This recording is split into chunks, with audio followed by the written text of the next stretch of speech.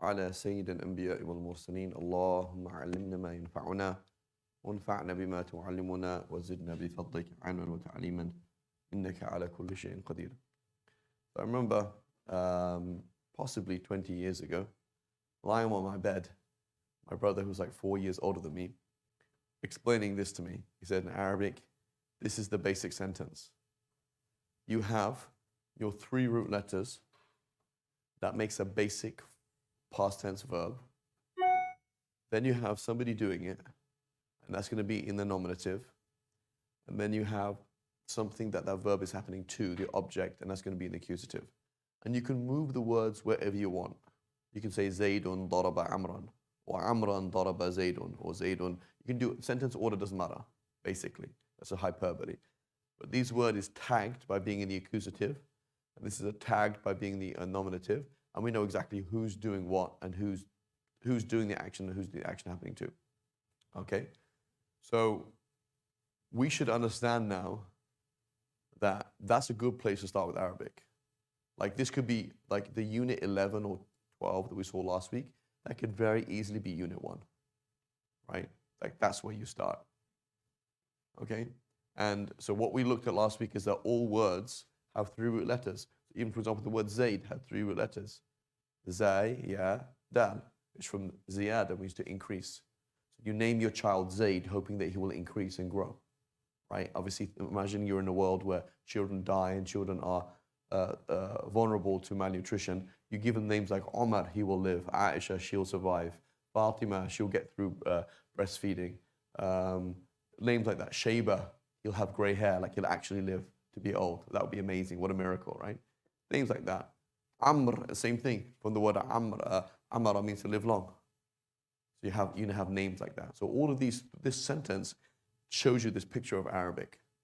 All the words go back to 3 root letters. And the 3 root letters is the basic, most simple structure that creates a verb. The verb creates subjects and objects, and they're going to have different signs based on their role. Okay? Now, what's problematic with this sentence? Who knows what it means? Daraba. It means Zayd hit Amr. Right? So why is that a good sentence to use to help understand the sentence structure? And why is that bad? Like you try to explain this to a 5-year-old. Is it clear when you see a child hitting another child? Are there signs? Like after the event, could you tell who hit who? There might be a mark, right? So this is a really good example because daraba actually leaves a mark, right? So here's the mark of daraba. Right? And this has a sign and that has a sign, and they're clearly different, okay? And there's various other reasons as well. So it's quite a good didactic, way of using it, and it's a good sentence. What's problematic with it? Why could you not teach that in elementary school in America? What complaints would you have from the parents?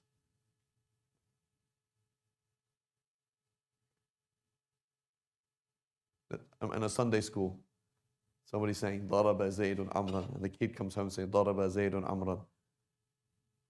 What's he going to complain about, Mikal? Am I encouraging violence? I mean, so the example I'm giving you, right? Let's say, for example, what if the example was, Zayd took Fatima out on a date?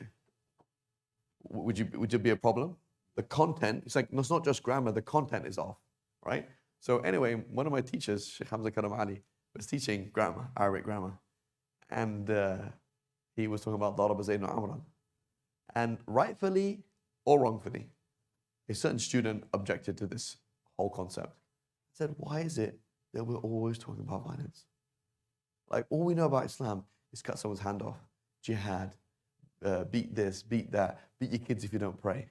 Like, you guys are so violent, right? That's all we know, right? And look, there's people are terrorists and all these. You're just like violence. So thereafter, the second half of the grammar class, he changed it for another verb, which was anaqa Zaydun Amran. Anaqa, which means to hug. And the root letters are Ain, Nun, Qaf, which means your unuq, which is your neck. So literally put your neck next to something like that. Anaqa Zaydun Amran. Right? Why is it problematic then? If you saw, is it clear who's hugging and who's being hugged? Is it clear? No. So it's not such a good, it's a better example, right, to show people we should hug each other, not punch each other, but it's confusing, right? But all of these words, anaqa is from the word unuq. Hug is derived from what? I have no idea what it's derived from. In English, I just say it's hug. You hug somebody, that's it. I don't see what it's derived from. In Arabic, anaqa derived from the word unuq. You put your neck next to somebody. Daraba, that's the basic structure. That's what it all goes back to. Zaydun from zada yazidu, increase. Amara ya'muru, amura or amara ya'muru, to flourish, to live long, etc. Right? So this is the basic structure. So now, the next step that you would do is, after knowing that, is knowing how to conjugate daraba or any verb, okay, any verb into the full conjugation thing. When I say conjugation, it's saying things like I do, you do, she does, he does, one does, we do, they do, right? That's normally when you conjugate a verb, right? So I'm learning Farsi, I'm like, how do you conjugate the verb, I don't know, geriftan? And it'd be like, geriftam, is that right? Geriftam, gerifti, and then gerift, that's he or she, right? And then geriftand, they, and geriftain, that's you all, right? And then we geriftain, we all, right? So that's called conjugation, right? So that's what we do in Arabic. We do the same thing, right? So units 13 and 14, he spreads it out to make it easy, but it's the same concept, right? All he's doing is how do you conjugate the verb. So you can imagine your first class ever in Arabic was unit 11 and 12. Your second class was, oh, this is how you conjugate the verb, memorize it, right? And you're like, I don't even know what I'm talking about. I don't even know how to say anything in Arabic. But all I know is this is the basic structure, and I'm going to conjugate the verb in the past, okay? That's what we're looking at right now. So we're going to get a verb. Let's get a verb like nasara, okay? So nasara. Okay, so in Arabic, another interesting thing in Arabic is when you conjugate, you start with he and you don't start with I. Okay? And this is a huge problem we have in education, right? So I'm going to do Spanish. What do you think I would learn in the first month of doing Spanish? What kind of topics would I talk about? And conjugation kind of things, what do you think I'd do? Exactly. Yo soy, da da da da. You're going to talk about yourself, right? What does it do to you psychologically?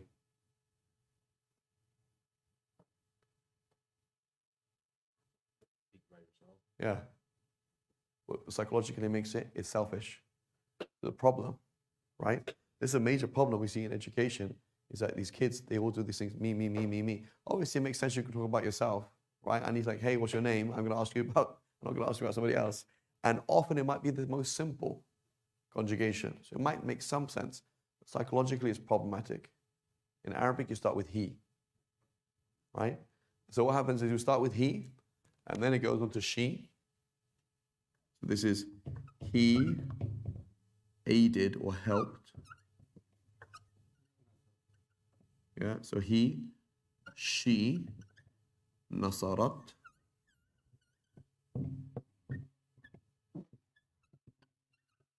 Okay.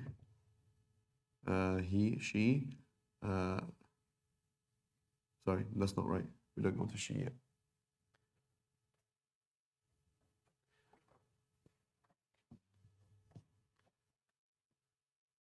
She's going to come in a second. So it says, he helped, nasara, they helped, nasaru,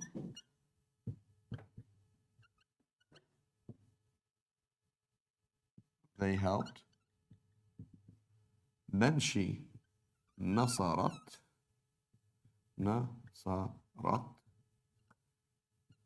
she, nasarata, nasarata. they. نصرنا.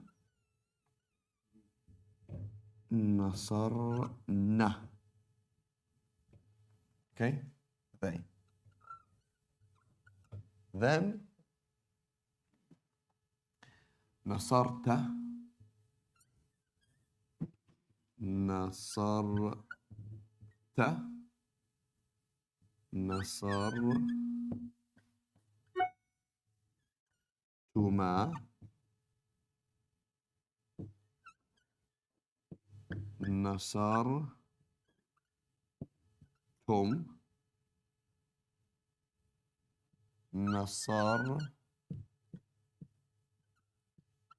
نصرتي.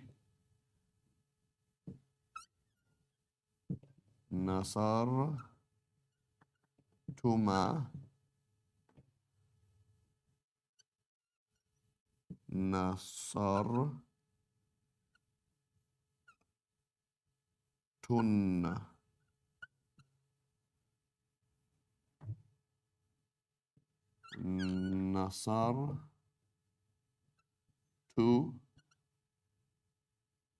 نصرنا. So in Arabic, you always have 14. You conjugate for 14 things.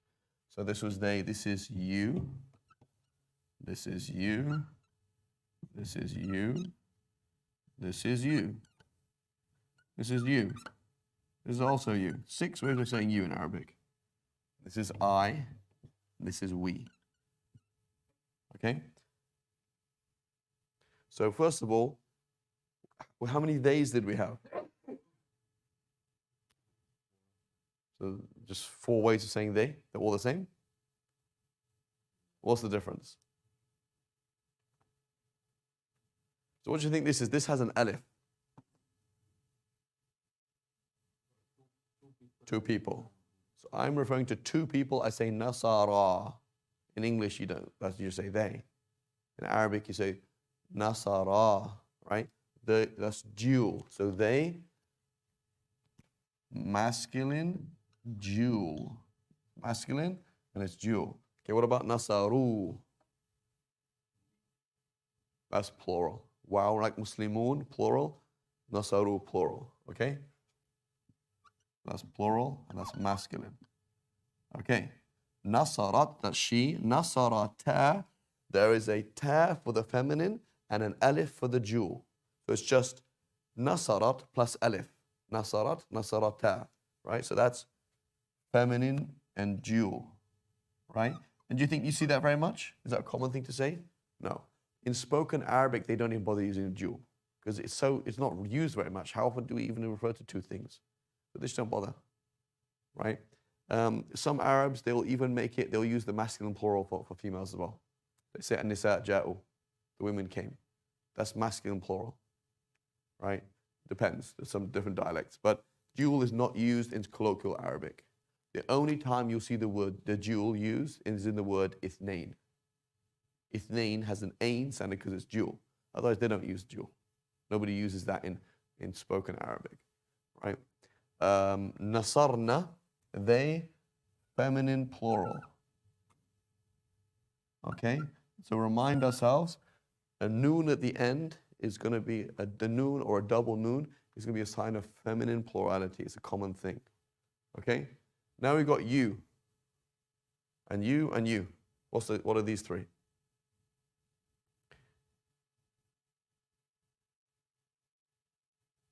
What's the difference?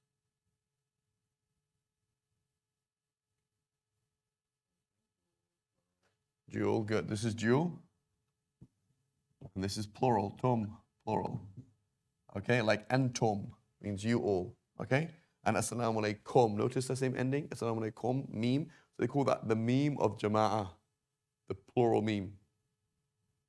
And then you, this is feminine. Right? This is dual, feminine dual. Speaking to 2 females.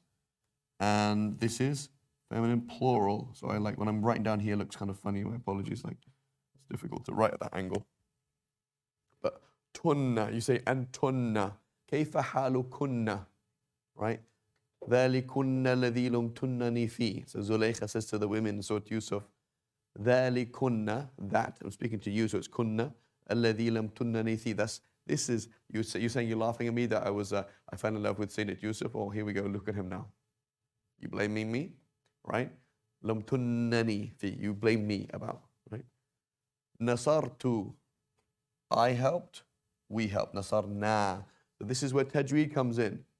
Nasarna, nasarna. You're going to change the meaning totally. Inna arsalnaka. Whoops.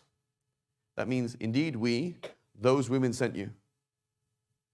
You change the meaning. Inna arsalnaka. Oh, the same thing. Arsalnaka. No, naka as opposed to naka. It's not the same. Dropping that alif, you change the meaning. Okay? So that's the basic conjugation. You can take any verb and do the same thing. Fataha, fataha, fatahat, fatahu, fatahat, fatahata, fatahna, fatahta, fatahtuma, fatahtum, fatahti, fatahtuma, fatahtunna, fatahtu, fatahna. Same thing. Daraba, darabu, daraba. Any verb you can do the same thing. Okay? Ja'ala, ja'ala, ja'ala, ja'alu, ja'alat, ja'alata, ja'alna, etc. You go on and on and on. That is the basic thing. And this is what he's showing us in these units 13 and 14. Okay?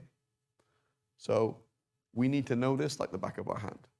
So because we're going to do this, okay? And then we're going to do it present tense, which is slightly different. So you need to know past tense and you need to do present tense. But the nice thing is that's it. Okay? So again, we think Latin languages are a bit easier because we're kind of used to them, right? My mom, she's like, I wanted to learn Italian. My mom speaks Italian. She's like, okay, listen, I'll just give you the main conjugations things and then you can just go from there. How many tables does she give me? 12. Right? If you did Farsi, proper Farsi, you're probably going to have 5. And they're very different. It's actually quite complex, but you don't use half of them.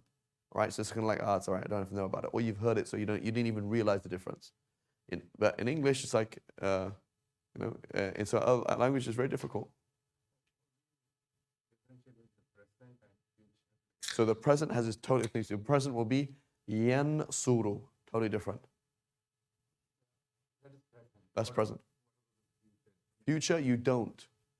The structure is the same. So that means it's easy. You only have to learn two things. And then we'll learn the command. It's just built from the present, so it's kind of easy as well. It is different, I guess, so there's 3. But basically, you're learning 3 tables, not 12. Right? So again, I remember doing this in Spanish. You say, for example, I was going in Spanish. It's got nothing to do with I go. Totally different, and it's a whole thing by itself. Right? Or I will have gone. Totally different. Whereas in Arabic, it's easy. Learn the verb conjugation is 2 things you look at. And so, and even in Arabic, they don't even call it present tense. They don't even call it present tense. Right? And we'll talk about that in detail later, inshallah ta'ala.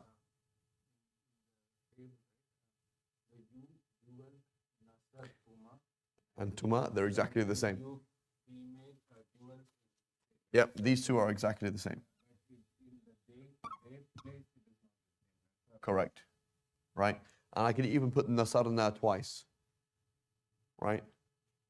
I can say nasarna, nasarna. What if we are female? What if we are male?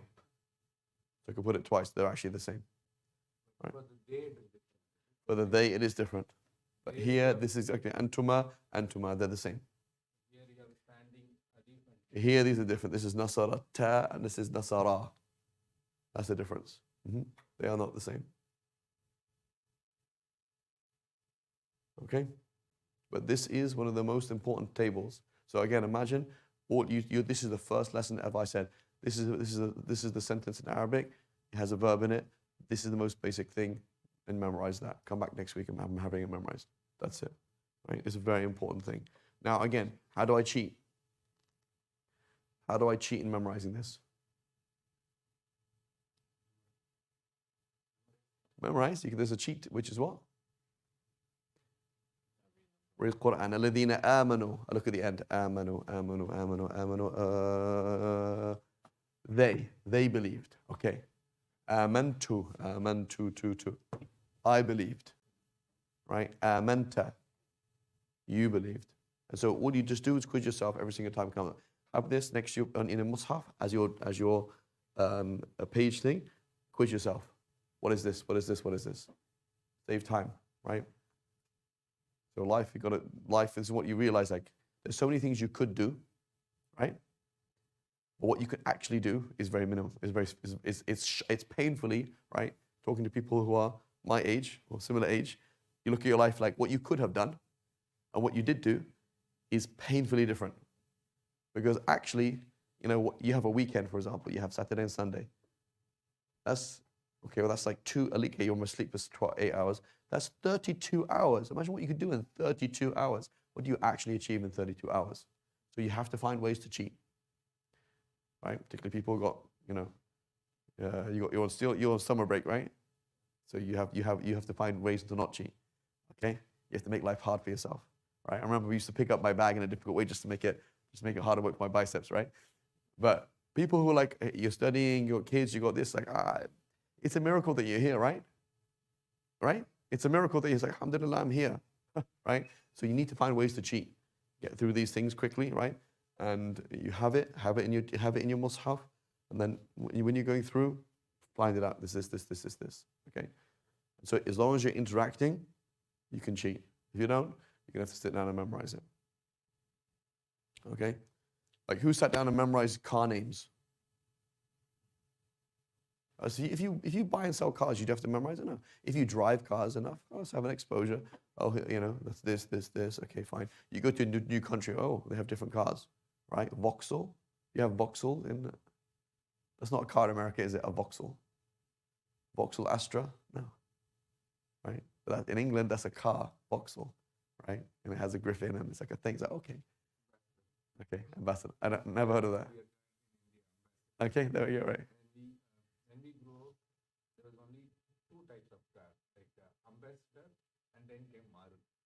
Right. In India, there's now if I go to India, there are so many cars. Yeah. No, only Maruti around that. Yeah. So anyway, if you just live in India, you know them, and say, yeah, it's this and this, that's just exposed to it. Okay. So key list. This is 13 and 14. So let's look at 13 and 14 as if it's one list. Okay. And let's identify our verbs. Okay. So let's look at those 13 sentences on pages 43 and 45. 43 and 45. Let's find our examples of past tense verbs.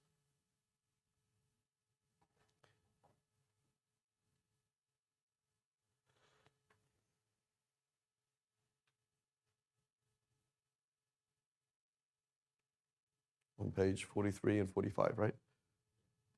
Okay. So he hit me. I was telling one of the kids today, I said, hit me, he didn't understand. Well, that's a very Californian phrase, right? Isn't it? Yeah. But many kids don't understand it. Yeah.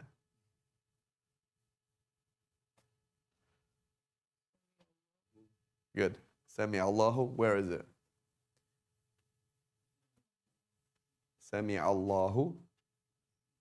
So you have your 3 root letters. What has been added to it? To Sami'a.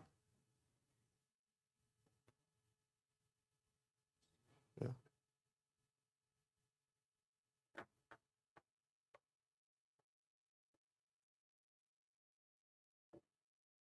What's been added to the word Sami'a?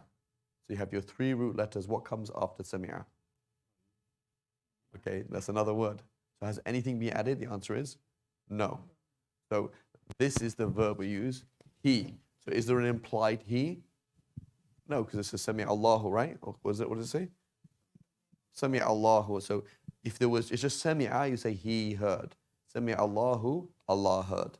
So that is the basic verb. If there is nothing there, it means he. Otherwise, otherwise, right? Same thing with she. Sami'at Fatimatu. Fatima heard. Sami'at, she heard. Okay? Okay, Bismillah. You want me to speak? He wants a speech. Understood. Okay, Bismillah, number 2.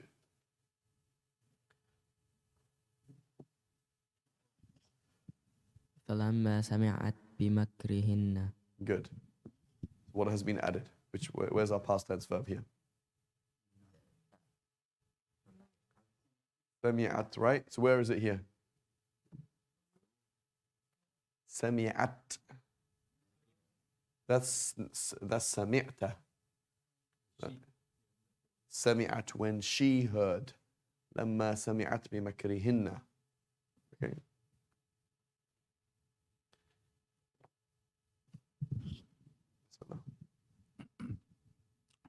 حملت حملا. Mm-hmm. حملت is نصرت. Mm-hmm.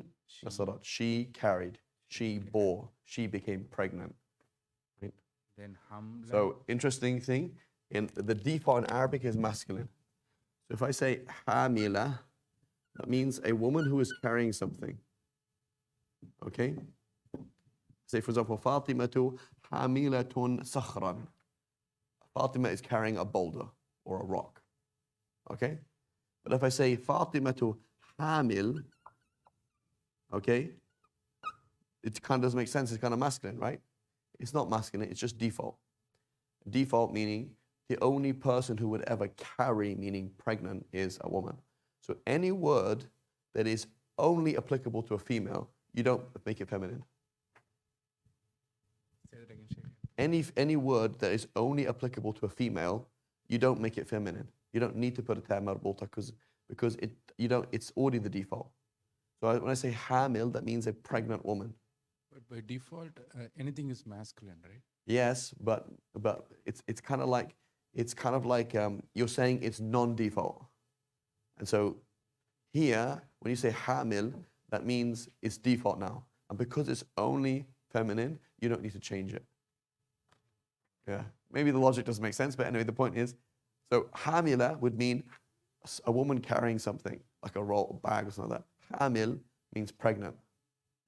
Mutfil means a child, a woman who has already had a child. Tifl, she had a tifl, right? Murdi' means a woman who's breastfeeding. Men don't breastfeed, right? Other words like that. So here, in this context, hamlan means it's very vague. It says she carried something. She carried a load. Like, what do you mean? So Allah subhanahu wa ta'ala is speaking indirectly. She became pregnant. Yeah, hamlan means something that you would carry. Something that you Yeah, a load. That's the word. Like she carried a load. She carried something that you would carry. Meaning she became pregnant. So hamlat is she carried. And hamlan means something that gets carried. Yeah, she carried a thing that gets carried. So the hamlat has been is the verb. Is the verb, and hamlan is the object. Yeah, but that's a noun. So that's why. So a noun will change with a dhamma fatha kasra. Verbs don't. Okay. Cool. Mikha. He's our waiter. Go to the back. To the back. فبصرت به عن جنوب. Mm-hmm. Here, فبصرت is she watched. She watched. Good. And so as we'll learn later on that fa'ula, a verb, so notice here this is fa'ala, right? This middle letter has a fatha. Okay? That's very normal. In the past, if a word has a dhamma, that means it's a verb to do with being something as opposed to doing something. Right? So for example, basura means to be aware. Jamula means to be, means he was beautiful. Kathura means it was much. Its number was a lot. What else? Kathura. Tala. Qasura, it was short. To be something as opposed to do something. So basurat means not that she saw him from far away, but she was deeply insightful about him from far away. We're talking about what she is as opposed to what she was doing. Right? So this is the story of Musa alayhi salam. His sister was, they put the baby in the river, but she watched very carefully. Right? And junub, what does junub mean usually? What's janaba? Junub means somebody. So when you say huwa junub, means he needs to make ghusl. When somebody is in junub, that means they have to make ghusl. Right? And it's called janaba, the state of janaba, right? Of the state they need to make ghusl. So she's looking from far away. Basar bihi an junubin, from far away. So when you're in janaba, you are far away. Meaning, so that's why you shouldn't stay in janaba. So I don't need to pray right now. Yeah, I know, but you should make. Yeah, a state of impurity, yeah. So junub, so you say that fulanun junub, he's in junub, that you shouldn't stay like that, right? So a woman who needs to make ghusl or a man needs to make ghusl, it's like fine, it's not haram with needing to make ghusl, but you should make ghusl as soon as you can, right? It means far away. Probably he was seeing Musa. From far away, yeah. But she was very attentive from far away. Yeah, Musa alayhi salam from far away, yeah. But we noticed that we understand the meaning of the word. Okay, janaba, junub, okay, you need to make ghusl. But what does it mean? It means being far away from Allah. You need to make ghusl. He's in a state of something that Of far away, yes. Yeah. So saying the Prophet sallallahu alaihi wasallam. Yes, a lot of these things. So the Prophet sallallahu alaihi wasallam, he was going to go to sleep. He was in janaba. He says, I need to make ghusl now because I'm scared that maybe if I die in janaba, Sayyidina Jibreel will not attend my death. Right? So what does that mean? It means that Sayyidina Jibreel may well attend people's death if they die on wudu, right? And so this the sunnah is to do it. It's not haram, right? It's not haram to sleep in janaba, but you should always be like, okay, you're in janaba, there's nothing wrong. We're not like Christians, like, oh, you did something bad. We don't say that nothing bad happened, but you're in a state, you should get out of that state as soon as practical, right? Okay, so junub. Okay, next one. وجاءت سيارة. Good. So ja'at. What happened here? What was here? What's been added? Mikhail? The waiter gave you your food and then took it away immediately. He said, please rate us. So what has been added? Where's the verb and what has been added? There is one word that has 3 letters and then something has been added to the end of it. No, before that, afterwards that, ja'at. Sayyara. So sayyara, is that a verb? That's not a verb. So where's our verb? Ja'a. Ja'a means he came. Ja'at, she came. So where's she? Who's she? Yeah, the caravan. So the caravan is the feminine thing, right? And what does a caravan mean? Right, caravan is not an English word, by the way. Caravan. Caravan is a Farsi word, right? Caravan is a Farsi word. Kairawan or caravan or something like that. It's a Farsi word, meaning, and it's like a group of travelers. That's a caravan. Today we use as caravan as the thing that goes behind the car, right? That's a caravan. But just like the word sayara today, sayara means a car. Sayara in the time the Prophet ﷺ meant a whole bunch of camels and donkeys in a line, right? Tied to each other. That's called a caravan, right?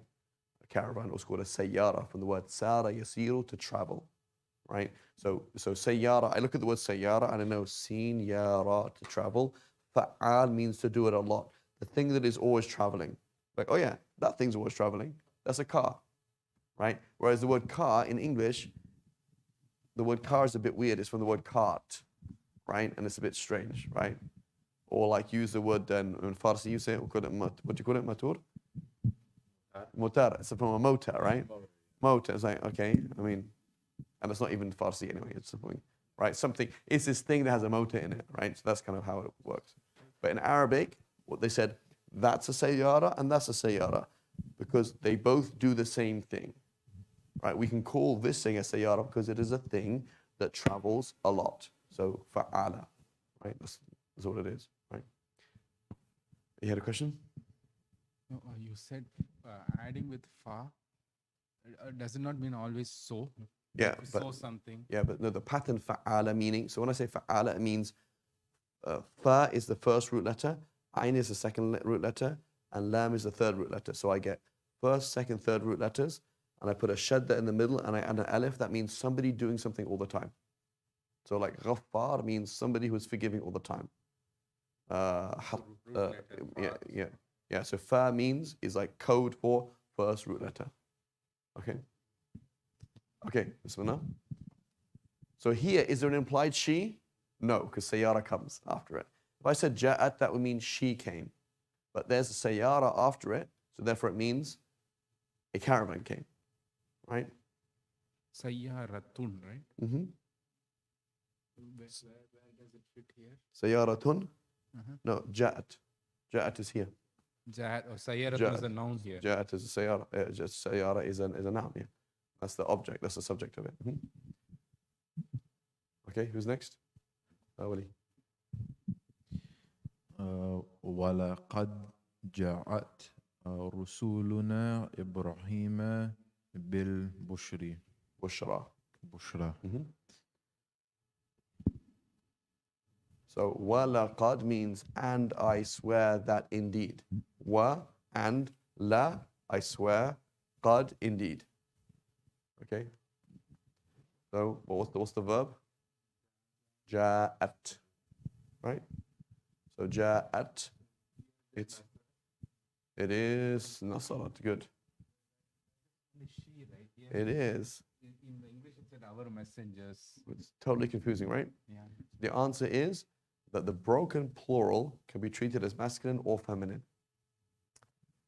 Rusul is a broken plural. So Rasul is the singular.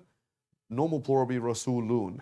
You don't have Rasulun. The plural of Rasul is Rusul. That's a broken plural. So a broken plural can be treated as masculine or feminine. So I could say Ja'a or Ja'at. I could say both. So that's very confusing, like totally confusing. Because you say, but so then, it's like, what's that got to do with she? Nothing. Maybe broken plural, it doesn't follow. Yeah, so broken plural can be treated as if it could, I could say Nasara, or I could say Nasara al-Rijal or Nasarat al-Rijal.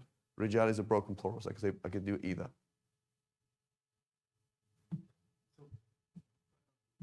What is a regular plural? Regular plural like Muslim, Muslimun. So here, Muslimun, I say Nasara and Muslimun, the believers helped. But broken plural like Rasul, Rusul, that's a broken plural. That's not a normal plural, right? And so that you can treat it in both ways. So that's very confusing. Okay? But yeah, you have to memorize them. And there are a lot of them, right? Yeah. And you'd be like, oh. So you just saved time by having two verbs, either past or present. Great. And you lost time by like, oh man, I have to memorize all these broken plurals. Best way to know is the table. If it follows with the ana, una. Yeah, then you're great. Otherwise, you have to memorize it. Memorize Rasul, the plural is Rasul. How did you know? I didn't know. That's just how it is. Okay, so anyway, so Ja'at, وَلَقَدْ جَاءَتْ رُسُلُنَا إِبْرَاهِيمَ. Why is a fatha on Ibrahima?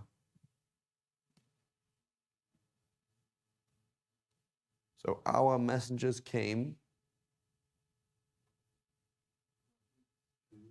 Good. So in English, you say, I came to you. In Arabic, you say, I came to you or I came you.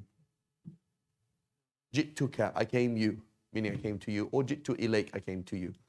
So now in Arabic, Ibrahim is actually the object of ja'a. Like he came them.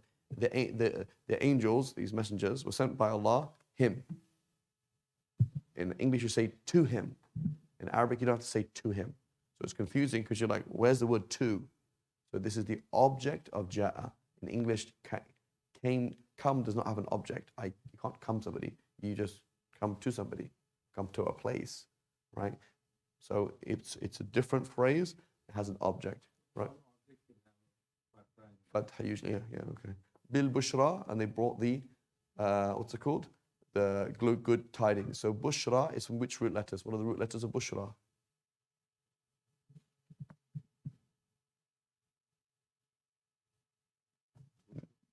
Sheen, Ra. Right? Bashar. So Bashar, Ana Bashar means I'm a human being. Bushra, good news. Bashar, skin. What's the connection? So we refer to a human as an insan from the point of view that he has uns and he's affectionate. And we refer to him as Bashar from the point of view that he has no scales and no fur. So when you say Bashar, meaning the furless, scaleless animal. Bashar. And then you say Bushra because your skin shines when you're happy. You can see the skin color change. So he came with something that changed the skin color of him and said, you're going to have a son. Or what I can't remember what the context is. Okay? What it is Bashir means? Bashir, yeah, the one who changes your skin color with giving you good news. Right?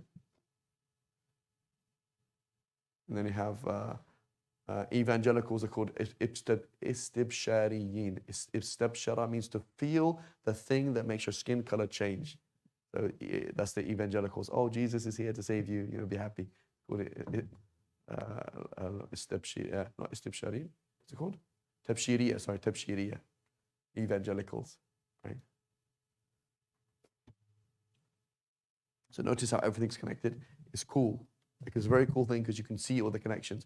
In English, it ultimately is connected, right? But it's not really connected. It's like connected is so different, right? It's confusing. Whereas in Arabic, it's like, oh, and it's very useful. Like, I know exactly what you mean. Good news, right? Okay. What did we say? So that was the next sentence.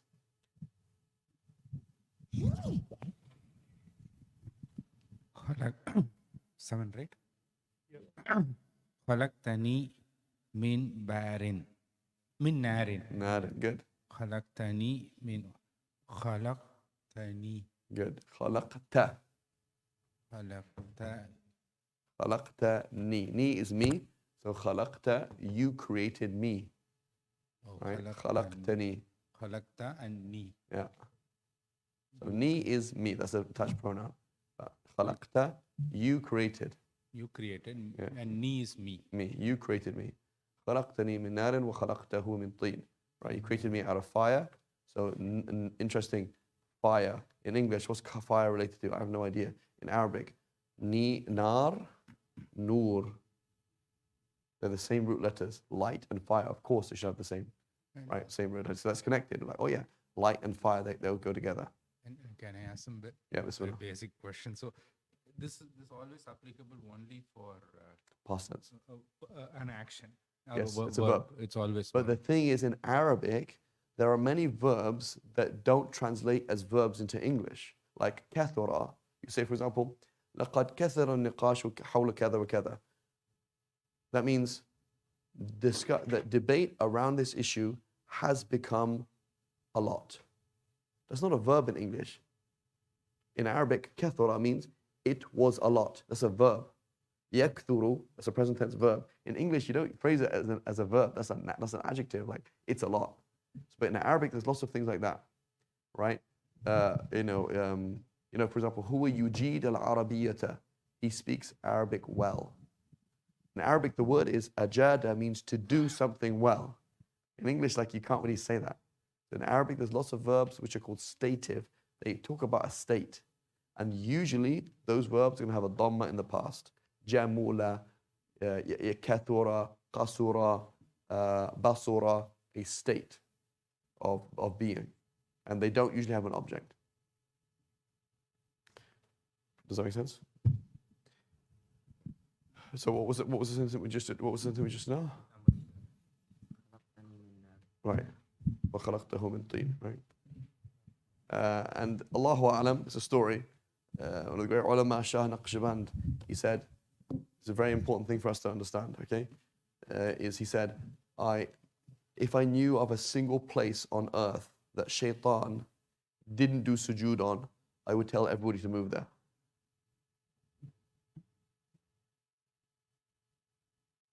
You expecting somebody? Is the office still open upstairs? Yeah.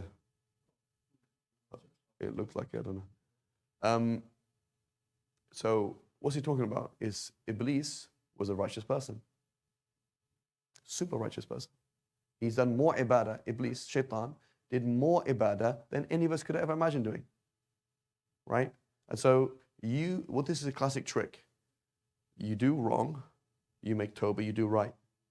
You do right, you do right, do right, you become self-confident and you fall bigger than you fell before. Someone's doing the wrong. They're not religious. They make tawbah and they start being religious. And then they do more good and more good and more good. And then they become self-confident. I am religious. That's who I am. Look at me, I have a beard. Look at this. I'm a sheikh, right? And then, whoops, their self-confidence is their fall. They're too self-confident, right? And so self-confidence, according to some ulama, is the number one thing that destroys you. Self-confidence. And you go and talk to Amazon or any big players, like, what's next? That's how business works. What's next, right? Where I want to employ MDs and whatever who's going to take, where are you going to take the company next, right? That's how business is. As opposed to like, oh, we made $1 million. Oh, great. We're not talking about $1 million, we're talking about $1 billion. And then we're talking about $1 trillion. That's how you keep going, right? The boxer is like, what's next? What's next? What's next? So the believer, the same thing. Whenever you say, I'm a sheikh, or I'm religious, or I'm going to paradise, that's when you fall. That's very dangerous. In fact, it's haram to think like that. Right? It is actually a sin in itself to be like, when I pray Maghrib, do you mean when you pray Maghrib, will Allah let you back in? So that's why we say, yeah, 17 times a day, at least, Ihdina Sirat Mustaqim. Please, Ya Allah, please guide me. Please, Ya Allah, please. You want to Hajj, Ya Allah, please make me come back. Ya Allah, you know. And so you're always this trepidation, you're scared. Continually scared, Ya Allah, please. Ya Allah, please. As opposed to shaitan, like, I mean, look at me, right? And the story is said, Allahu A'lam, it's a story, who knows, that he was, his name was Azazil at that time, shaitan. And he was in Jannah and he saw this thing written. He said that one day there will be this person who is very, very close to Allah, very, very close to Allah, but then he will disobey Allah and be cursed. And he's like, what? How could that happen? So he said, oh Allah, how could it be that there's somebody who's so close to you and then turns away from you? May Allah allow me to curse him. So for 1,000 years, he cursed that person who was so close to Allah and then turned away from him. Who was he cursing? Himself. So you're like, look at those people. Like, you just make sure you're going straight.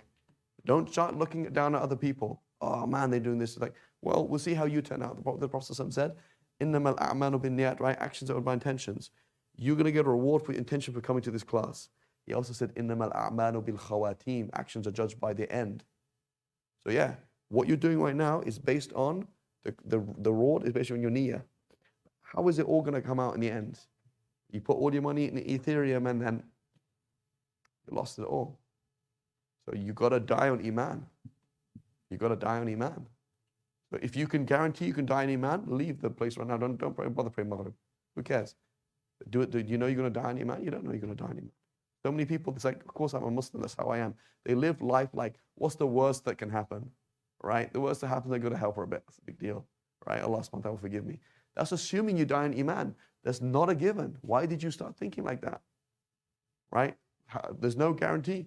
These two kids here, right? There's one of my teachers, he said, we mentioned it before, 1 out of 3 or 1 out of 4 American Muslims leave Islam, go to Saudi today, go to the Gulf. All the ilhad, all the atheism is not coming to the surface. You will see this guy, he grows up in these countries, in what's it called, Afghanistan, all these countries, like, what happened? What happened? India, all these places, you're going to find like people like Indonesia. One of my teachers, he had an Indonesian kid who was studying in Yemen, 4-year Sharia degree, was an atheist. My parents just told me, I don't believe in any of this stuff. He passed his test, he memorized a certain amount of the Quran, passed the test, and in his 4th year, he did a Shahada. Like he was an atheist. This is a thing. Muslims leave the deen.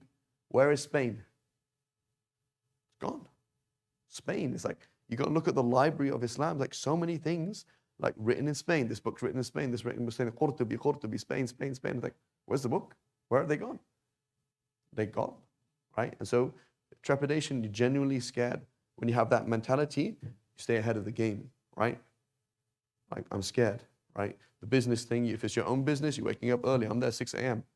I'm working on Eastern time and I'm working till the end of Eastern time, Pacific time, and the beginning of before Eastern time. I'm ahead of the game. I'm almost there in the office. It's my company. I need to check what's going on. Check. I will personally go and lock things. That's the mentality. That's how we have to be with our iman, right? Our iman, guarding our iman, checking out the iman of our kids.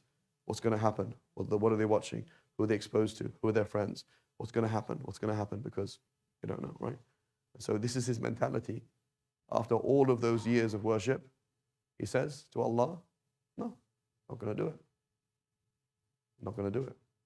So we have to be always very careful, and that's how things work. Right? May Allah protect us.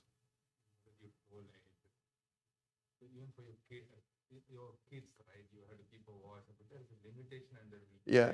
Sometimes I feel like I want to know exactly what's going on in this life and everything. The reason being, I don't want him to go in the other part. Yeah. I would have. Yeah, and there's certain things. Are you better than Sayyidina Nuh? No. What happened with Sayyidina Nuh? To the end, like everything's happening in front of his eyes. He's like, I've been telling you for 950 years, I'm a prophet for crying out loud. And look, what I told you is happening. He's like, no, it's okay, daddy, I'll be okay. I'll go to the mountains. And then boom, the wave comes, like, subhanAllah. So you cannot guarantee your kids will go straight, but you can do your amal, right? So you can't say, you can't guarantee anything, but you can be like, yeah, Allah, I honestly try my best, right? So did you say, when you say Islamic school or non-Islamic school, like I know one sheikh, for example, he said, don't send your kids to Islamic schools. He said, statistically, anybody who sends their kids to a Catholic school, Jewish school, Buddhist school, Islamic school, they leave the deen, statistically. So he took his kid out of an Islamic school, put him in a normal school. But at least he has an argument on Judgment Day. He said, Ya Allah, for the sake of you, I put him in the school. You know, it should be mixed, should not be mixed. Whatever your decision, you better have a good answer, right? That's all. And for yourself, again, for yourself, you're like, I need to die in Iman. That's my goal. I remember when Saddam Hussein was executed, one of my teachers like, Saddam Hussein, right? Not the best of people. You know, Yawm al-Qiyamah is going to have to answer for a lot of things. How many people bombed, how many people this, how many people that. But it's like, he died with the Shahada. Have you died with the Shahada? Right? So that's the thing. Like, I need to die with the Shahada. That's like your number one investment. If you lose that, you lost everything. Right? And so that's your things. Like, I need to die with the Shahada. In order to protect my Iman, I have to do the Fard. In order to do the Fard, I have to protect the Sunnah. As soon as you start picking away the Sunnah, you're saying Allah, chant. It's like, what happens when you have a cut? Bacteria comes inside it, right? It's there to protect you. So the Sunnah, you start playing with the Sunnah, you start playing with the Fard. So, all right, I remember, just go on tangent, I remember an episode of The Simpsons, right? My sensei, right? My guru, Homer Simpson, right? So Homer Simpson, he comes home one day and he finds some frozen sausages being defrosted in the sink. And he's clever enough to realize this is the end of his marriage. Could you come home and your wife is not there? She didn't tell you. And then she didn't even cook anything for you. She didn't say, I'm really sorry, I had to go out, my so-and-so, I've cooked nice food for you, please microwave it. She didn't, she just put some things a bit of sausages to defrost in the sink. It's like the beginning of the end. He's smart, he's actually quite smart. That's the pun with Homer Simpson. He's actually quite intelligent, right? And so he's like, so that's the same thing. It's like, you're praying and it's like, oh, when my dad told him, he said, Fareed, I used to see you have more focus in prayer. Right? So it's not when you've lost, you go, oh, I've lost. It's when the trajectory changes. So you're going like this, and it goes like this. So the fact that you're not increasing is a concern, let alone decreasing. Right? We should be sick. We should like vomit when we're like, I didn't pray my sunnahs today. Or, oh my God, like I keep missing Fajr. Like, because it's like, when is it going to be that you don't pray Fajr then? When is it? And if Fajr goes out the window, when is Jummah going to go out the window? And if Jummah goes out the window, when's it all going to go wrong? So whenever you see the tilt, it's not like this anymore, it's tilting like this. It's like, you should have a healthy panic. That's called taqwa, right? That's called, I'm scared, I fear Allah, right? That you're fighting within reason, obviously not going to extremes. Some people go to extremes, right? Even with your kids, right? There was like that Christian guy, what did he do? He comes home, kills his whole family. So why? Why'd you do that? I was scared for their iman, right? So should I do that? Could you kill your children to guarantee them paradise? No. That's somebody who's lost it. That's somebody like, you're not balanced. All right, keep your kids. My kids can't talk to anybody. They're not allowed to go to the mosque because who knows? You may be in the mosque. It's like, that's extreme, right? You're going to have to be realistic, right? With yourself, you can't go to extremes with yourself. You can't go extremes with your family.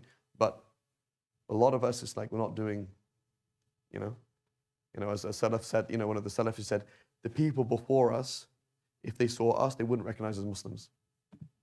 They wouldn't think you're non-Muslims. They look at just the way you talk, the way you walk, the way you deal with things, the way you sit, the way you, maybe they, like for them, they couldn't sit down maybe in front of a Mus'haf. They can never do that. For us, like, what's wrong? Just that attitude, the way that they dealt with things, right? So may Allah protect us. Balance. We're like way too chill, and obviously go to extreme and be kind of paranoid about things which aren't healthy, but this is the attitude.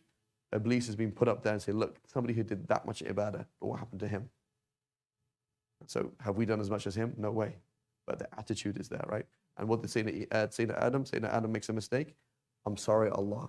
Rabbana zalamna anfusana. What does, we've wronged ourselves. What does shaitan say to Allah? Bima aghwaytani, because you sent me astray. The attitude difference, right? So the attitude is everything. I don't have lots of good deeds, but at least I have an attitude of like, yeah, Allah, I'm an idiot. I'm the biggest fool that ever existed, right? Just I need you, as opposed to, I got this. So the sheikh, oh, you got a beard? Okay, will your beard go, what will happen to your beard in hellfire? Can your beard protect you from hellfire? No. So whenever you have this thing like, I'm religious, I don't sin, well, you're going to fall.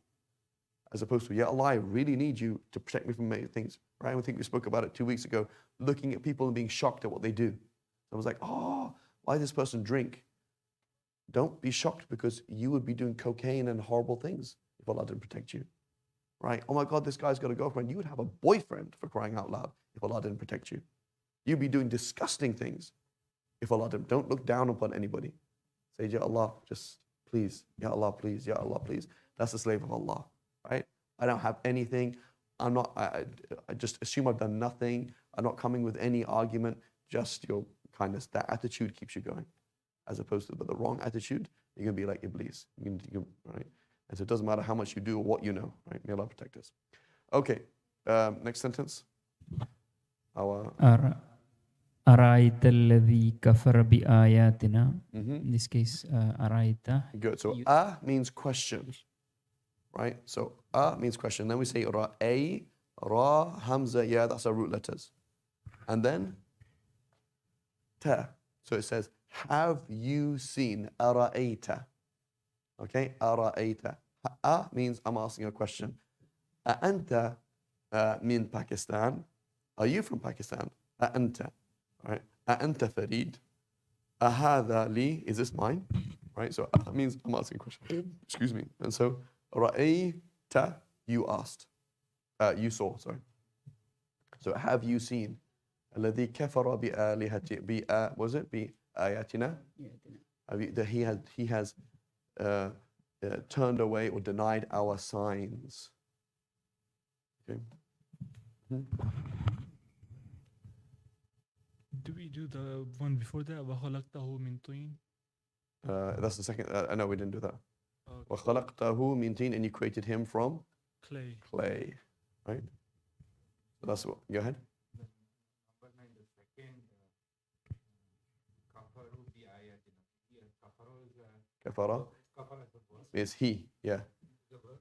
Kafara, he denied. He denied or he covered up So kafara bi ayatina. So ayatina is the object. is the object. Yeah, well, yeah. But there's the B, right? The But bi ayatina.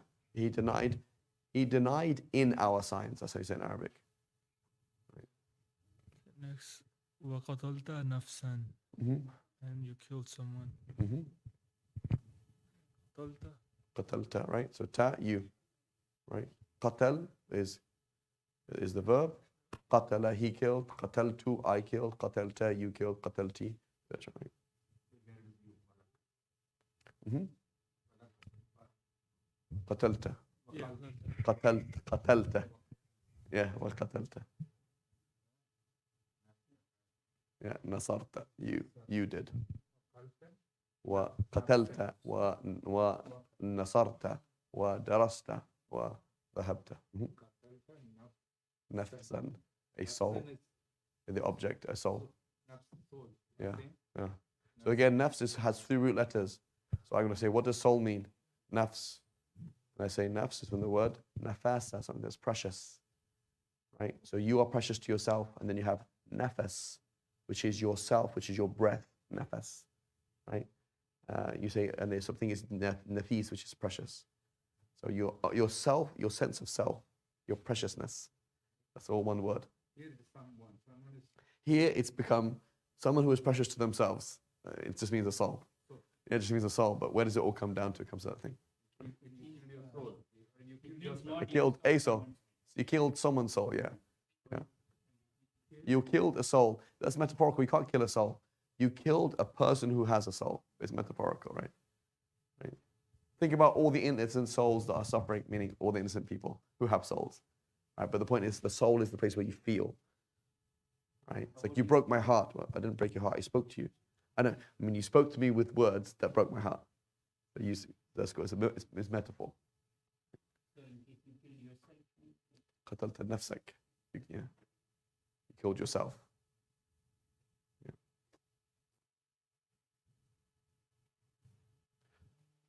Okay.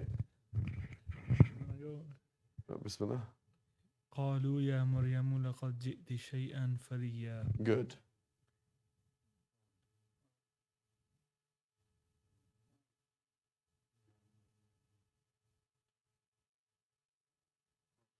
قد جئت. Oh, yeah. Qalu. So what's that? Qalu is where? Nasaru, they. So I don't even know what qal means, but it's something they did something. Qalu means they said. Right? So they said. Okay? Root word would be Yeah. 3 letters. So, Like it is qa- here the ska and la, it is only 2 letters. Qaf, alif, lam. Alif, lam, qalu. Yeah. Which is from the word qawl. Oh, And that's where you get the word qawali. You know qawali? They sing. They sing because qawwal means a person who speaks a lot. Qawwal. Yeah, I know singing, but from the word speaking. Just like the word not. You just do a not. Not is from the word nat, which means to describe. Because originally they're describing the Prophet ﷺ. That's what a not. But it's nat. Nat. Right? Na'ata means to describe. About qawwali. Right? Again, half of the things you can find it somewhere in Urdu or Hindi and Farsi. We're like, oh yeah, I know that word. Right? Nafas, yeah. Urdu has lot of A lot of Arabic. Yeah, Hindi less, right? Hindi is very good. But you're going to find words. Sometimes you'll find words. I'll give you an example. In the Arab word, you hear the word ghira, right? Ghira. In Farsi, it's not ghira, it's ghairat. The word is actually ghayra, not ghira. Most Arabs say ghira, and they look in the dictionary, it's actually ghayra. So the actual word went in the proper form into Farsi. You hear it, and you say, this person's baydada, right? And you're like, oh, you know, that person's like, oh, ghayrat, okay, the word ghayrat. And it's like, that's the actual word. So sometimes you're going to find it in a non-Arabic language is being used in its real sense. And in the Arabic language today, it's not being used in its real sense. In Urdu, the word, what do you say? Ghayrat. Or you have the word awrat, right? Hira means in Hindi, it means diamond. Hira. Oh, hira, okay, it's different, yeah. No, he's saying غيرة, like with the Ghira, ghira, you yeah. know, غيرت, like But the word is ghayra. Ghayra. That's why I say ghayra. Most today, you would say in colloquial Arabic, you say ghira. But it's not actually ghira, it's ghayra. yeah, it's Right. Urdu, same thing. غيرت. Ghayrat, right? Yeah. And what does it even come from? It comes from the word other. Ghayr means other. Like ghayr maghdubi. It's like, what does that mean? It's like there's somebody else coming to something that's special to you. Like an outside. So yeah, so you're that's what you have. You're yaghar, meaning you have jealousy that this is my thing, somebody else can't come to this. That's called ghayrat, right? Or ghayra, right? From the word other, right? So it's all connected. Ghayr maghdubi and ghayra. Like, but otherwise you think jealousy, like, and even translate to English, what does it mean? Jealousy, right? You know, even in English culture, right? Some guys like, oh, his wife is dancing with some guys. Oh, bro, you're jealous? Like, you feel like, oh, no, they'd be like, no, not. Like, it's like that's a normal thing. It's like, but for us as Muslims, what does it mean? It's like, no, we don't do that Yes. because there's a healthy, protective jealousy. You can't even translate it, right? And somebody who doesn't have it is like, you're worthless. Like there's no worth to you, right? Yeah. And so, there's sometimes there's these words you can't translate into English, or when you translate them, it's like, oh, you understand so much, right? And then it's even odd, you say Allah subhanahu wa ta'ala is jealous. Like, how could Allah be jealous? That doesn't make any sense. Like, jealousy is a weakness, right? Like, oh, you're jealous? Like, oh, cool, what you don't? Like, when you say Allah's jealous, it means he's like, I have something he doesn't.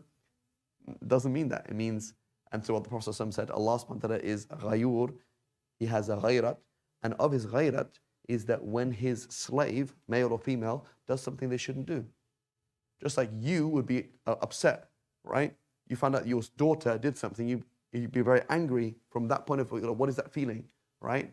So in the Western culture, you'd be like, oh, you're just you're just like insecure, right? Your daughter, she's a free girl. What's your problem? Like, no, she's my daughter. I protect her from doing indecent things. Just like Allah subhanahu wa ta'ala wants to protect us from doing decent things because we count. My daughter is precious to me. I'm precious to Allah. And so that's why he gets angry with me, right? So you see, like, all these words that don't even mean anything in English, right? So you shouldn't speak English. Bid'ah, right? Alhamdulillah. Okay, anyway, going back to our point, where do we get to? Nafsan, we're talking about nafs. So what I'm trying to repeat is again and again and again, every single word is a story because it has 3 root letters and you can go back to it. You're like, oh, it's this, it's that, it's this, whatever it is. Every single word, right? And next would be لقد جئتي, right? Jitti. جئتي شيئاً Jitti. فريا. So jitti is a bit complex, but otherwise the ending is here, you, feminine singular, right? And so just as we mentioned before, ja'a is confusing. Ata and ja'a, in Arabic, you can come to something or come something. Also, to come can also mean to do, which is a bit weird. So jitti shay'an fariya, you have done a shocking thing, right? Sayyidina Maryam, she was not married, and she was just there like a nun, and then suddenly she has a child. So they're like, okay, well, we know what you've done, obviously. This is our society, we are religious. You are super religious, and you're basically in a convent, and then you suddenly, basically, you did something really, really bad, and here you are, you're pregnant. Like what's your problem? لَقَدْ جِئْتِ شَيْئًا فَرِيًّا. You've done something that's shockingly terrible, right? It's still Jah. It is jitti, yeah. It's from ja'a. It is from ja'a. And so what's happened though is the middle letter has been dropped, and that's something else. We'll learn that later on. Related to come. To come, to do, yeah. But it means to do something, right?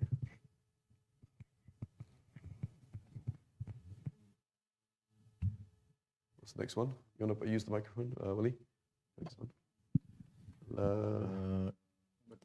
12 قال ربي إني. So what about qala? What's qala? Yeah, he said, right? It's a bit like Farsi, like guft, right? Guftam, gufti, but just guft, he did it, right? That's the stem, that's the basic. So the basis is he did. Arabic, qal, qalu, they said, qalat, she said, but it's just qal, right? So he said.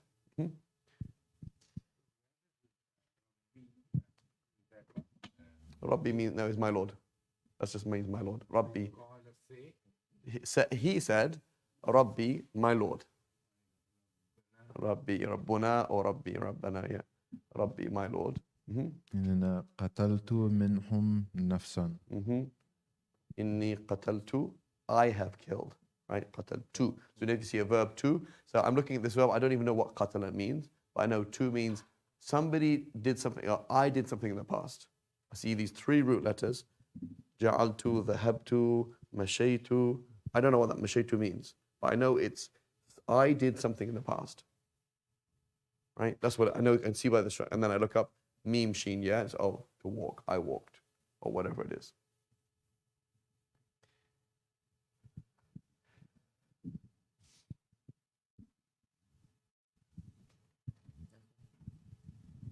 Bismillah.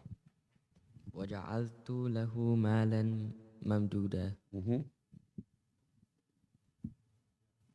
وجعلت, I made. Yeah, but don't do anything you shouldn't do.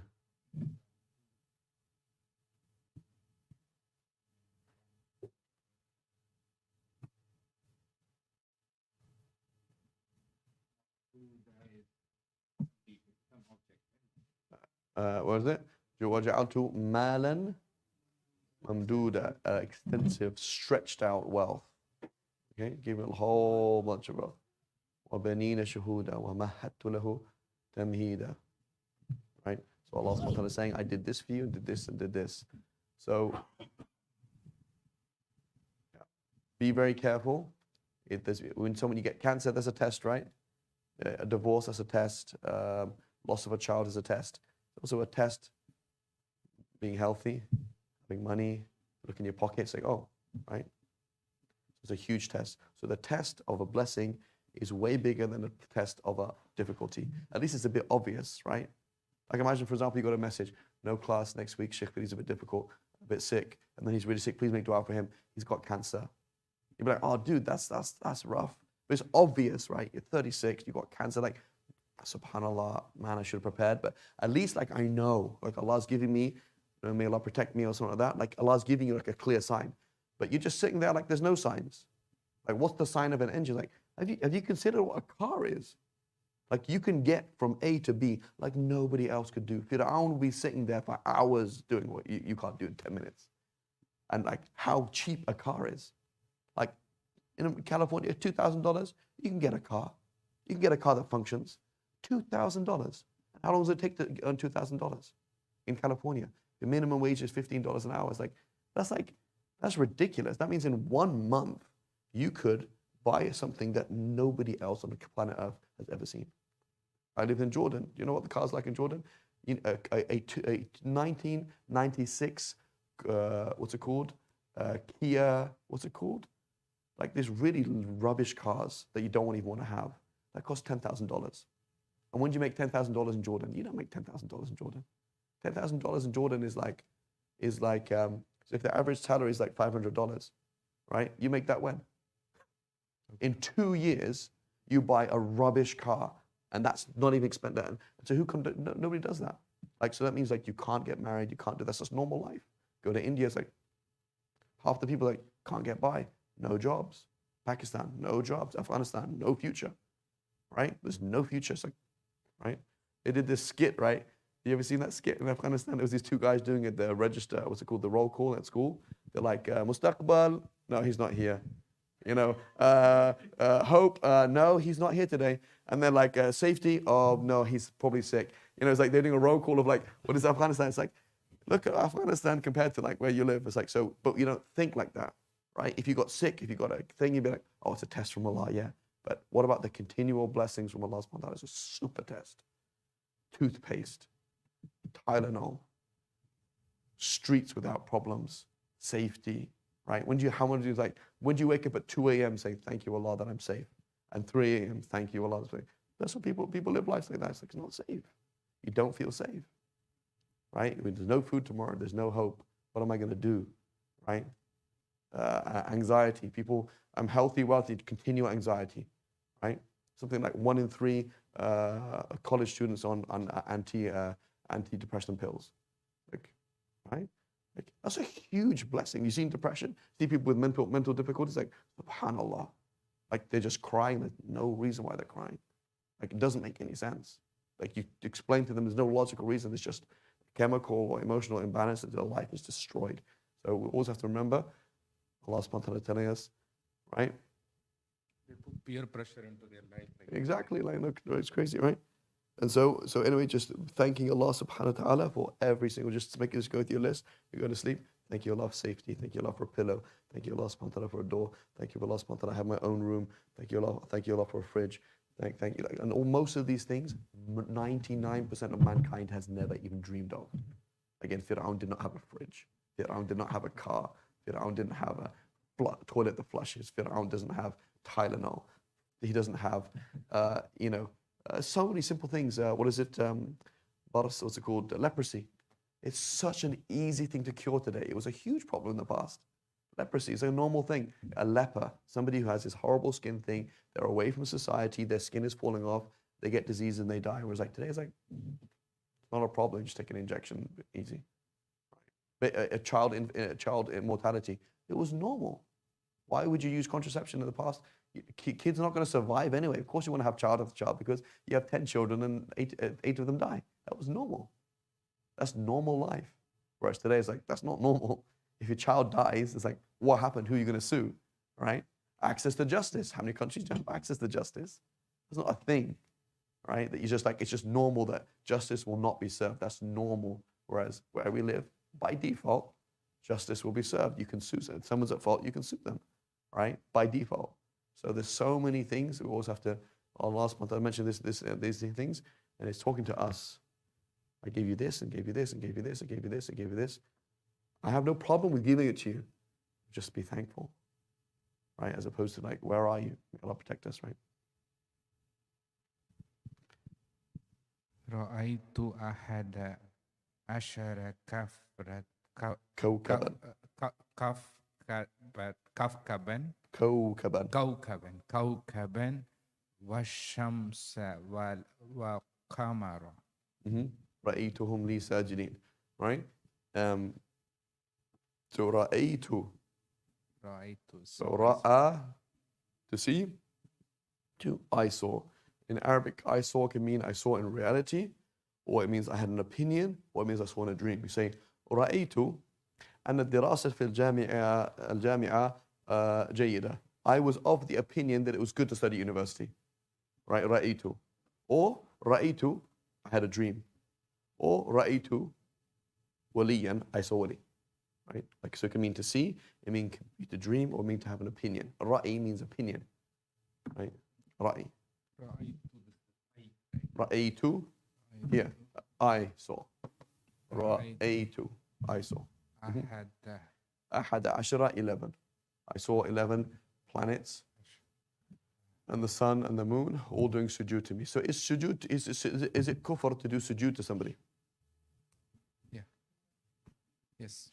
So Sayyidina Yaqub was a kafir. Sayyidina Yaqub did sujood to Sayyidina Yusuf.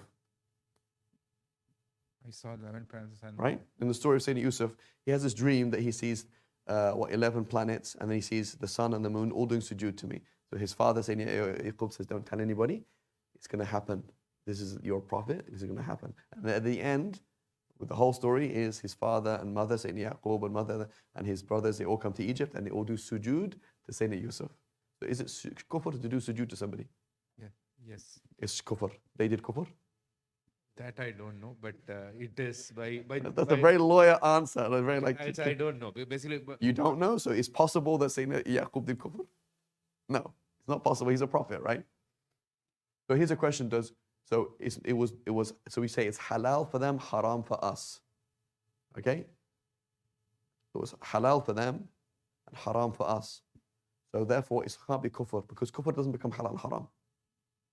Okay? So very important. Actions do not take you out of Islam. Belief takes you out of Islam.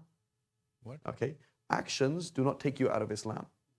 So you'll find people today of different groups. I saw them in Jordan. It was like, whoever says this, you're a kafir. Right? And it's like, brother, you said something you shouldn't have said. That's haram. It's not kufr. You drank alcohol. Is that kufr? It's not kufr. Right? So there was a group of early Muslims called the Khawarij, and they believed that people who did major sins, they're kuffar. Like if you drink alcohol, you're a kafir. If you miss the prayer, you're a kafir. If you say this, you're a kafir. It's like, you do kufr by not believing. Right? As Imam al-Tahawi says, the only thing that takes you out of Islam is rejecting what took you in. So do you believe La ilaha Muhammad Rasulullah? Yes. Okay, when you said those words that you shouldn't have said, they were haram words. People say all sorts of things they shouldn't say. Right? May Allah protect us. They might curse Allah, they might curse the Prophet ﷺ, they might curse their parents, they might do all sorts of things. It's like, did you mean it? I didn't mean it. I'm just trying to get back at somebody. It's like, okay, that's haram what you did, but it's not kufr. Right? Now in front of the court, that's different. The court will say you're a kafir until you repent. That's different. That's because the court has to do that. Like if, for example, on my Instagram page, I got a huge hamburger and I did sujood to it. Okay? Is that halal? That's not halal. You can't do that. Even if it's a joke, you can't do that.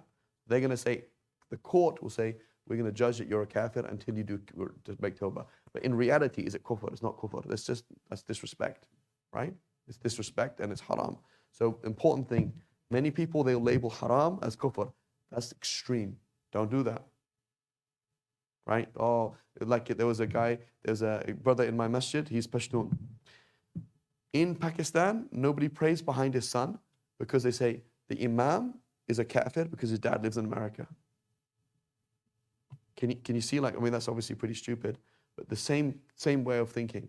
The same thing is like, because you do this, you're a kafir. Because you do this, you're a kafir.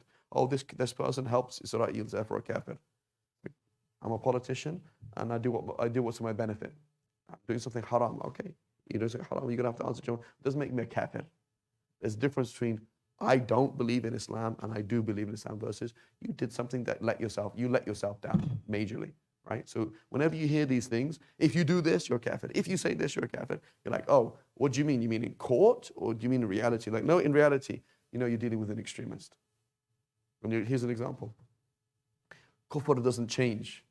So like, one generation is halal. Kufr was okay for them, but not okay for us. Doesn't make any sense. It can't be kufr, right?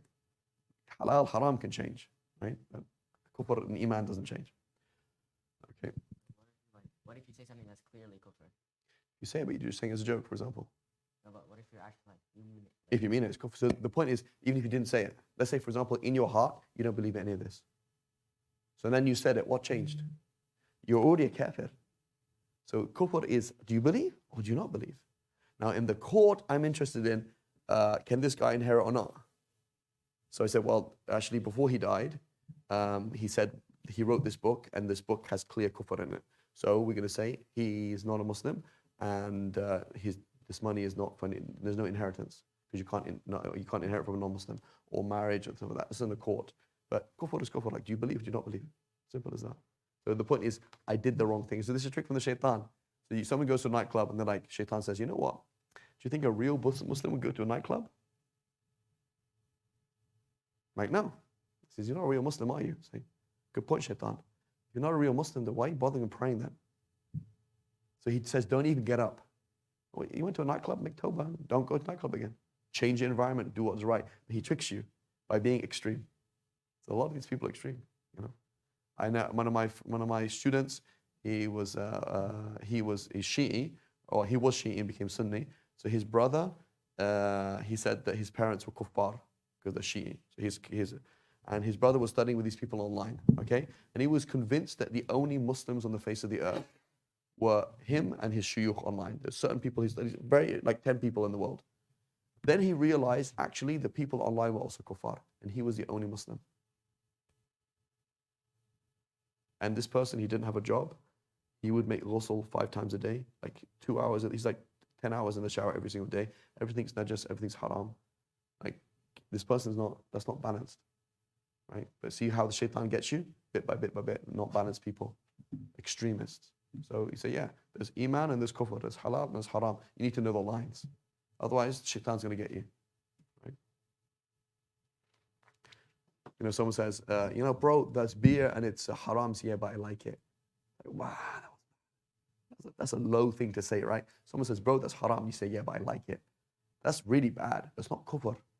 So I ask you, but do you think it's halal or haram? Say, I know that Allah has sent the Prophet ﷺ, and I know that it is haram, and may Allah forgive me.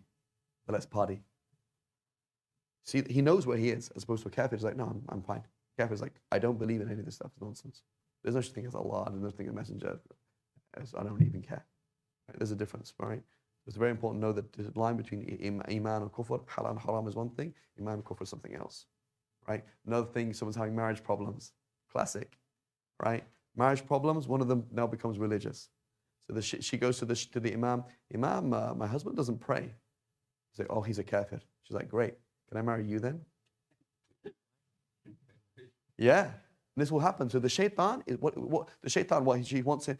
Is she trying to encourage people to pray? No, he just wants to destroy things. Right? Well, the half of the ummah doesn't pray. Right? Half of the ummah doesn't pray. Well, they're all kuffar.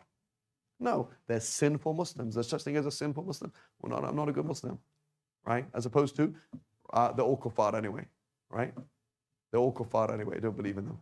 Right? So then just destroys things, destroys marriages, destroys everything. Right?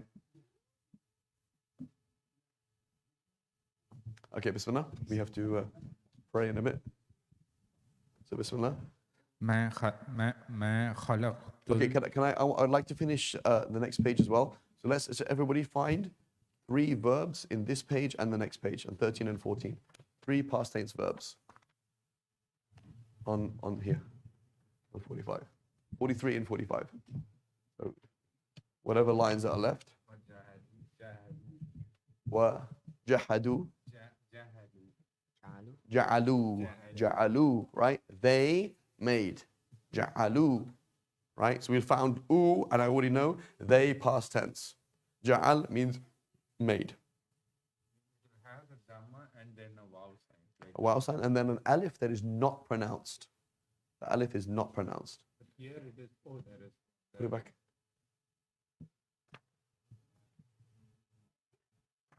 Okay, Bismillah. Oh, 3 verbs for each person. Ja'ala, that's dual, right?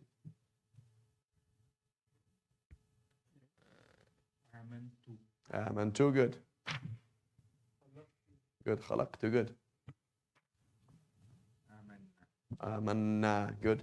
So notice that odd because it's like amanna, the noon of the root letters has been merged with the noon of the we. So it looks a bit funny. Put it back. Okay, but amanna, that's amana plus na. We have believed. Yeah, it has a Here. So it's like, because this last letter is a noon, so they've merged. So it looks strange. Right? It looks like it's kind of like how many letters are there, but it's amana plus na. Amana. Yep. Uh, Jannati. Wajadu. Wajadu. Good. Where's Jannati? Khalaqu. Okay. So ta marbuta is only found after a noun. Okay? That's a noun, so that can't be. Kafaru. Kadhabu. Which one do we see most in the verb?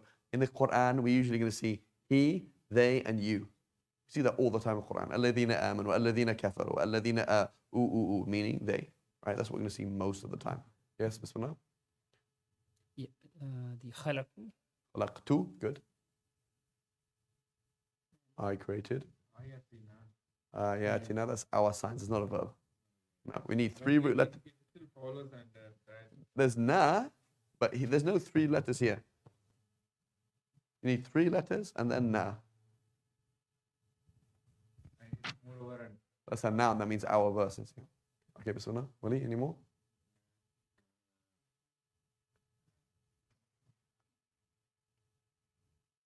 So you say Ibadina. What's the word? Ibadina. Ibadina, that means, that's not three letters. Oh. Ibadina means our slaves. did you say khalaqu? Khalaqtu, yeah, we've seen that one, yeah. like in this sentence 15 does not have a verb. Correct. Ulaika ashabun nar, yeah. It doesn't have a verb. No verb, yeah. وَالَّذِينَ كَفَرُوا وَكَذَّبُوا بِآيَاتِنَا. So كَفَروا كَذَّبوا. عَمِلُوا, right? عَمِلَا عَمِلَا عَمِلُوا. They worked hard. خَلَقُوا ماذا خَلَقُوا مِنَ الْأَرْضِ. What have they created of the earth? Are they called the adhan, Khalid? Okay. إِنِّي آمَنْتُ. I have believed. Right? آمَنَ الرَّسُولُ. The believer believed. Abdan. Does it have a tanween at the end? No. So abdan has a tanween at the end. Right? Abdan. Tanween means I'm a noun. Right? Tanween tells me I'm a noun. So abdan. Wajada. The two of them found one of our slaves. A slave of our slaves. Wajadu amana ar-rasulu. Inni amantu. Rabbana amanna. Mada khalaqu. Okay? So we need to know this. Again, how are we going to do this? When you read the Quran, pick it out. If it doesn't come up much in the Quran, probably not very important. Right? Just like you do your degree and then you start work. Right? Whatever you forgot was probably relevant anyway. Right? What you need, these are the things you're going to need. Right? So just make sure we read the Quran and make sure you're questioning. Why is there fatha? Why is there dhamma? Why is there kasra? And it's great when you find something that doesn't make sense. You're like, that doesn't make sense. I thought, and you come and ask. Like, that's these learning key things. Like, what's going on here? Doesn't make sense. Doesn't make sense, etc. Okay, let's run to the prayer, inshallah. Subhanallah wa bihamdik. Ashhadu an la ilaha illa ant. Astaghfiruka wa natubu ilayk.